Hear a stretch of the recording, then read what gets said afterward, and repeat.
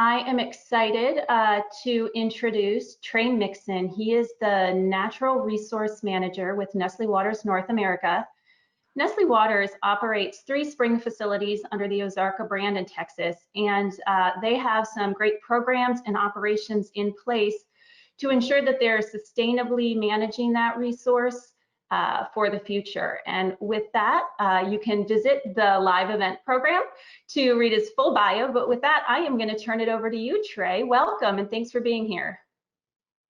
Well, good morning. I'm excited to be here. Let's see if I can actually get the screen working here. So y'all will have to let me know.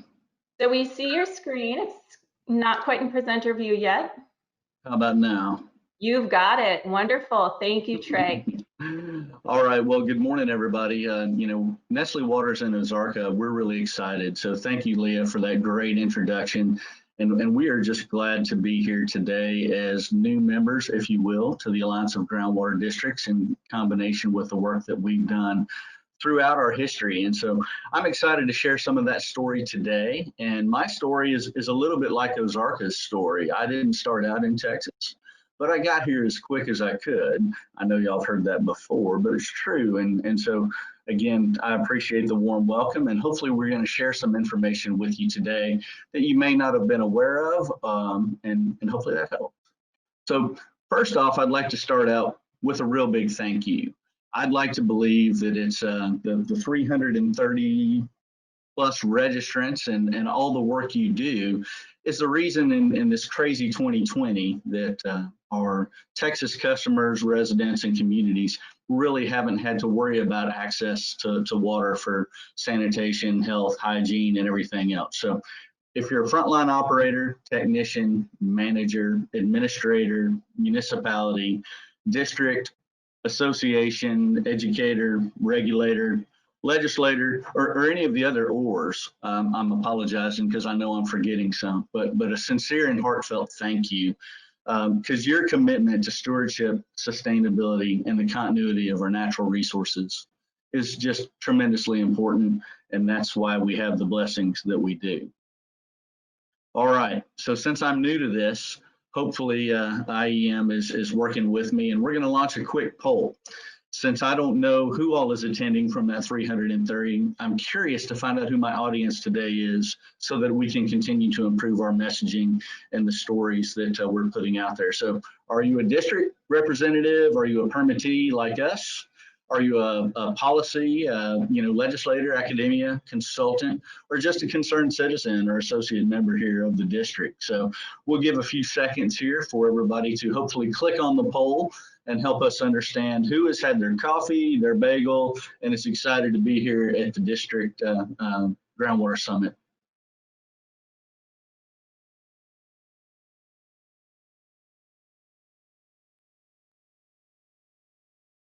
Well, I'm pretty confident that IEM will be able to tabulate and share those results with us here in just a few minutes and throughout the slideshow. So thank you for participating in the poll this morning. Here's some of the, hide that for a moment. Some of the hats you're wearing. Oh, my view went away.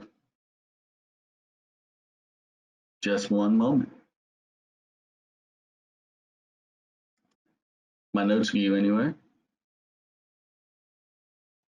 Trey, we've got the poll results up for the audience if you wanted to. Do you see those? Well, my presentation view just kind of went away there. Let me go back from beginning. From current slide here.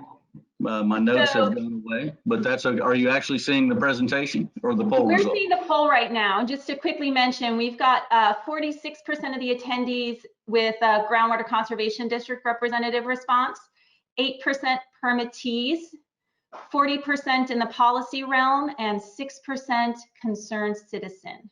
Outstanding. Well, and again, good morning, everybody, and welcome. So hopefully that works out. I'm trying to get back to my notes view for my presentation here. Oop. All right, well, we'll go this way, see how this works. I'm going to try to hide that control panel. I don't know what y'all are seeing. Hopefully you're seeing the presentation again. Yes, no, maybe? The Yes, exciting. we are. We're giving your groundwater conservation district slide with the boxes. All right, thank you so very much. I Yep. apologize as we get through this virtual environment. So of those attendees out there this morning, you can look at the matrix that we have on the screen and understand that y'all are wearing many, if not all, of these hats every day. And so we understand that you have a lot going on, and I still pull that back down. There we go. And what I was hoping to reinforce here is that with your limited time and with the number of hats you wear, we know that you're dedicated to your mission of ensuring education and conservation. And really, when we started this process for the summit, Ms. Martinson had asked me to talk about our experience, Nestle and Ozarka, of being a permittee in the Groundwater Conservation District environment. And that was an interesting topic because through our stakeholder engagements with the Neches and Trinity Valleys District, as well as the Bluebonnet District, we understand that oftentimes that's perceived as regulatory, adversarial, interfering, just one more box to check or one more fee to pay. And I'm here this morning to share with you that that is certainly not our experience. And I'm going to share more about that with you this morning.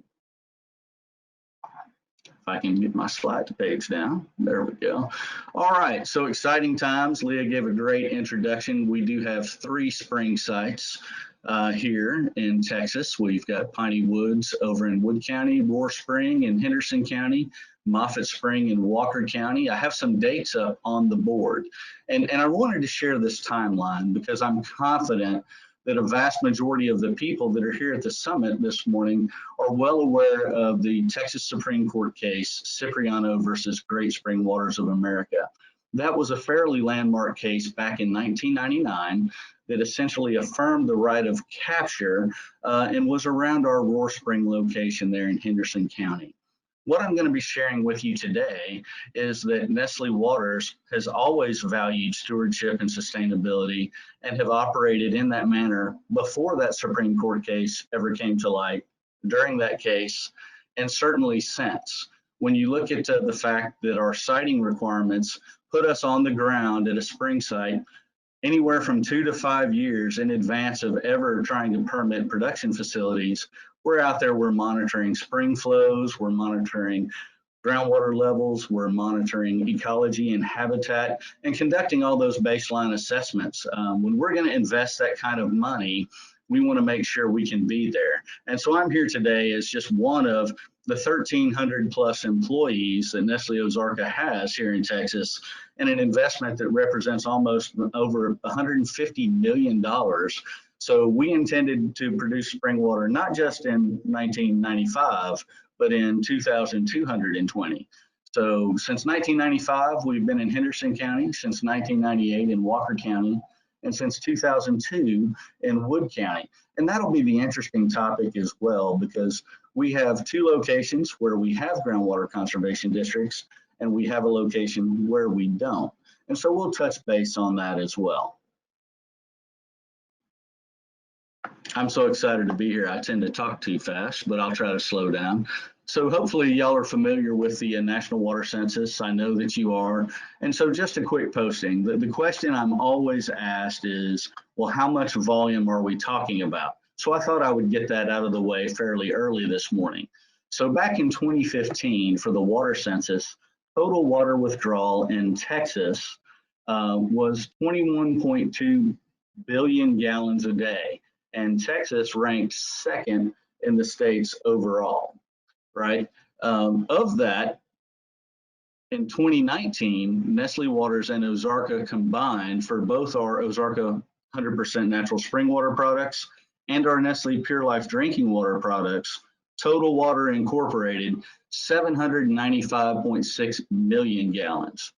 About 47% of that was spring, 53% municipal, which that total represents 0.01% of Texas annual water use, which, get your calculator out, that's about 54 minutes of one day. The fun fact that I use, since all y'all live here in Texas, Dallas is not the largest municipality in Texas, and their nameplate treatment capacity on their website is 900 million gallons per day. So once again, our entire year for both spring and drinking water products, 795 million gallons. Hopefully that paints a picture of where we are in total water use here for Texas. All right. Well, let's move on to Roar Spring, the case of Cipriano versus Great Spring Waters of America and the conservation district out there. So we have been working with the Neches and Trinity Valleys district since it was established. Obviously, we pointed out we were there before. We've been there and operating in compliance throughout, and we've been sharing our data for almost 20 years with the district. And my hat is off to Penny Hansen and the folks at the district and the dedication that they have to fulfilling their mission statement with the resources they have. So some quick statistics. Estimated population that they serve, about 193,000. You can see the aquifers listed there. Our wells are in the Carrizo-Wilcox. There are 5,500 total registered wells, of which we have 3. We are one of 340 total permittees. The district manages about 39 billion gallons annually, of which our 2019 spring water volume was almost 37 million, or about 0.093%.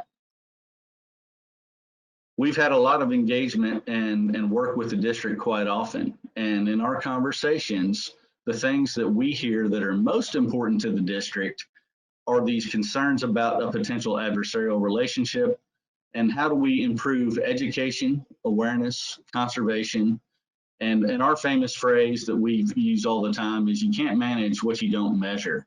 And so to actually have higher quality groundwater level measurements validated and that data provided to the district to help them, along with quality analyses, understand and help them manage the district better.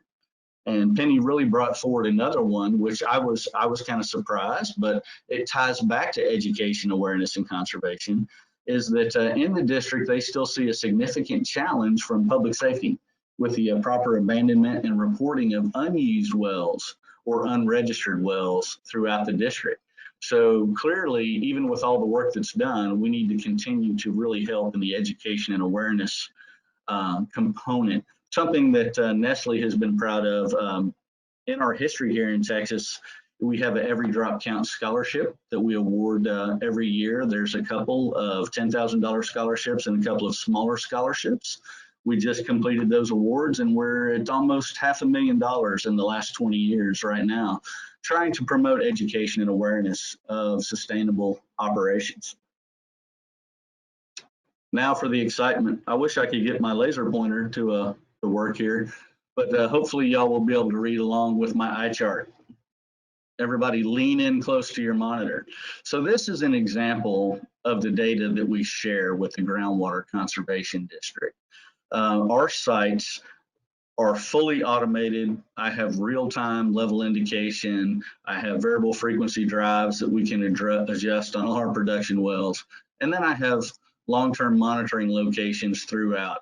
At Roar Spring, I have 7 of those locations that also have real-time monitoring, so I can assess and evaluate the conditions at the spring site every single day whenever I need to, in addition to monthly measurements, additional quarterly measurements. Every 3 years, we do an ecological assessment, also that we can document the sustainability of our practices at the site. The Roar Spring site is a contact spring, so it's a simple precipitation, infiltration, and discharge type spring. And so what you're seeing, if you look at the black line in the top graph, that represents our annual total production.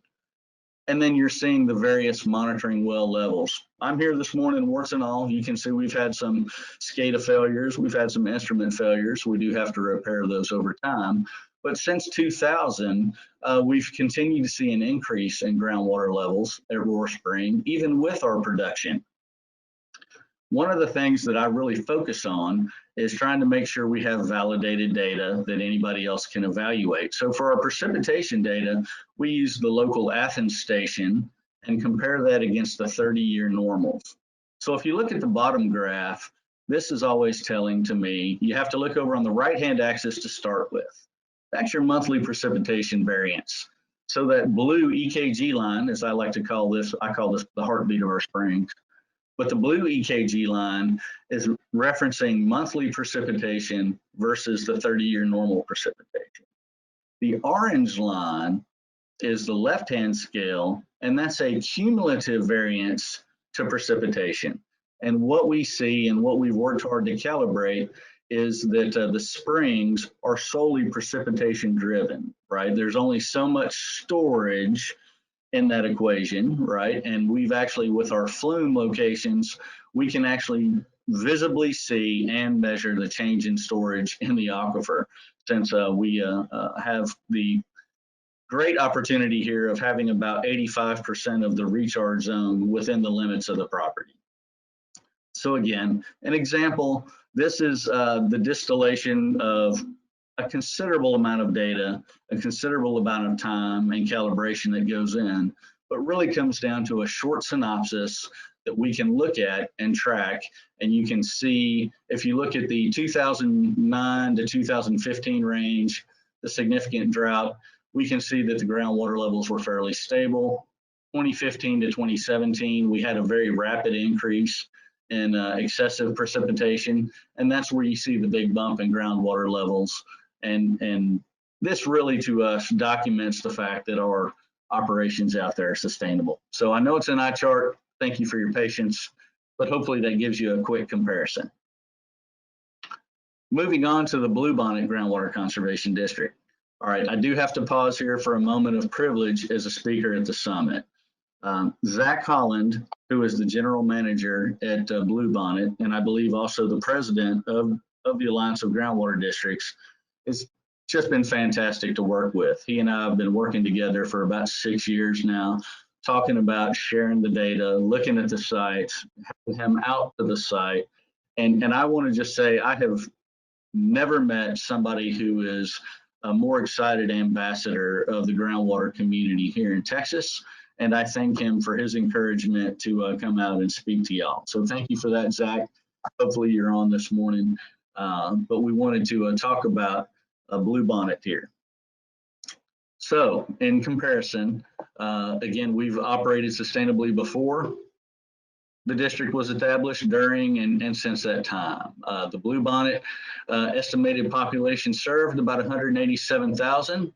Our wells are in the Yeshua-Jackson. There's 9,289 registered wells, of which we have 3. We are one of 250 total permittees. The district manages about 32.6 billion gallons, of which our 2019 volume of close to 70 million was about 0.213%. We've had a lot of conversations. Again, we believe we have a very positive and strong relationship with Zach and the district. But the 3 things that we hear for Bluebonnet are, again, education, awareness, and conservation. Also, you can't manage what you don't measure, and Zach has been very appreciative of us sharing our data. He is actually using that data to help refine the groundwater availability model for the cell in which we operate, and is very much always encouraging active participation and validated data to improve models and governance. So again, completely committed to conservation and sustainability and sharing that message throughout the district, and just does a great job. So here's the eye chart. I know y'all are excited again. We have a completely different scenario here, so I wanted to share that.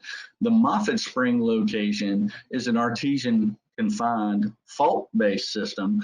And so whilst I have 27 some odd monitoring points at the site, I also have a couple of real-time pressure transmitters on monitoring wells that I can tie back and look at index wells compared to our operation. And so this is always exciting for me to share. Similar type graph. What we see on the bottom, we see the monthly variance to precipitation. We see the cumulative variance to precipitation tied to that left one. Since about 2009 to about 2015, that historic drought again, the interesting thing that you see is our water levels when we installed the pressure transmitters in 2009, fairly stable, unless of course you shut the wells in. which creates a lot of additional head. So that's clearly identified on the graph. And then you see from 2015 to 19, we had a significant increase in precipitation, even though we're still running negative. And we do see a significant lag in the confined aquifer sequence, but we do see an increase in the storage in the aquifer, even with a substantial increase in our production within our permit at the site. So again, I believe this demonstrates how our operation is sustainable and provides valuable data to Zach and his team to help with the groundwater availability model out there at the site.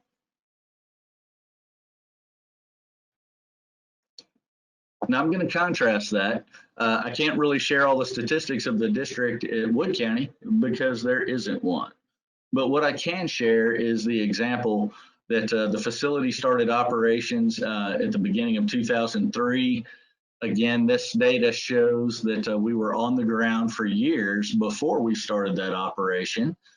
And we see the same type graph. Again, this is distilled from a significant volume of data. We have almost 70 monitoring points across the 3,000 acres here. And I distill it down to what I consider the heartbeat tied to our index wells. So again, understand there's a lot more data, but I'm trying to keep this to a fairly short presentation.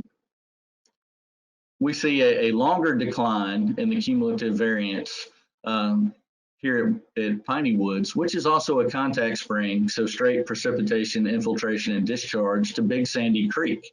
And what we see is we began production operations in 2003. That has continued to fairly steadily increase throughout the years. And what we see is the corresponding lag with precip to the curve, right, and declining water levels. We did have an EF2 tornado hit the factory April 29th, 2016, which was substantial and took about 3 months to get the factory back online. But it was really that bump in the precipitation that brought those water levels up. And even with our increasing in precipitation and our increase in production, we've continued to see groundwater levels rise to elevations rivaling or above before the factory even began operations. And so again, we would say that this is a testament to the sustainability and the close monitoring operations that we conduct. We do this even when there's not a district. Of course, all of our data is ultimately reported as far as production goes to the Texas Water Development Board and the water use surveys. All right, it's time for the second poll to see who's still with me, or see if I put all the tiny little video heads to sleep here in the conversation. So I'm not going to give it away just yet, since I'm in the water space and in the community here. I need to know who is familiar with AWS. And I thought about including a comment section in the poll where you could tell me what that acronym means, but in the conservative opportunity of not having any interesting language, we'll just go with yes or no. So hopefully we'll see that data here in a minute, and I'll be not afraid of silence for about 30 seconds while y'all hopefully answer yes or no. And just to give you a heads up, Trey, we've got about a little less than 5 minutes left of your time, all right? Thank you, timekeeper. I'm right on track then, so. All right, so the results are up, Trey. It looks like 77% answered no and 23% answered yes. All right, well, thank you very much for that. I appreciate that. So that's interesting, but hopefully we can clear that up here in the next 4.5 minutes that I have left. All right, so AWS is the Alliance for Water Stewardship, okay? Alliance for Water Stewardship. This was established in 2008 as a global stakeholder engagement of regulatory bodies, NGOs, academia, commercial interests, private interests. And you see the definition, you can read it at the bottom of the screen on how they are defining sustainable use of water. And so this is really an international standards organization that will evaluate your understanding at your catchment and provide a third-party certification to attest to whether or not you are doing the things you say you're doing. It's a 5-part process. It has 3 levels of certification from core to platinum, but you can see the water droplet on the left. And it all comes down to starting with understanding how you operate, where you operate, in the catchment where you operate, and how that affects all the other users. You're going to develop and commit your water stewardship plan. You then have to go implement that plan. That plan gets evaluated with your stakeholders for your performance, and you communicate that back along with the CAB, the conformance assessment body that goes through that. This whole process is driven to improve outcomes in the 5 primary areas there that you see. Good water governance, sustainable balance, good water quality, the IWRAs, the important water related areas. That's always interesting in your stakeholder engagements when you reach out to your community to see if they have the same ones that you identified. And then water access for sanitation and health, WASH. So the real quick question is, how is Nestle doing? Well, Nestle Water is committed to certifying all of our North American sites by 2025. And I'm excited to say that I was part of the successful certification of our first 2 sites in Texas for the South Houston and Pasadena factories, which include the Moffett Spring catchment. That was the first time a spring, an external spring catchment, had been included and considered in the certification. We've got 10 sites already certified. We've got 4 additional coming this year. We have the first gold certification in North America. We have the first platinum certification in the world. So we're excited. It's an opportunity again for a third party to validate what you're doing and share that with your stakeholders. Here's an example of the certificates for the South Houston and the Pasadena facilities. I want to point out, again, I wish my laser pointer was working here. This is a short-term validity for a certificate in our space compared to permit runs every 3 years. And there's going to be periodic surveillance audits in between to ensure that you're continuing on your stewardship journey. So that's exciting. Here's some great quotes from our stakeholders, including Dr. Mace, who does fantastic work there. I know y'all all know him at the Meadows Center. We're excited to have been partners with them the last few years to be helping improve, again, measurement and data through the Texas Stream Team and through dedicating one of our scholarships to Texas State and the fantastic programs that they have down there. So again, we're working hard. We believe that we have always valued stewardship, sustainability to develop business continuity for our customers and our healthy hydration products. It's a great opportunity to speak with y'all today. And I'm just going to leave it with a quick challenge and to go back to where we started.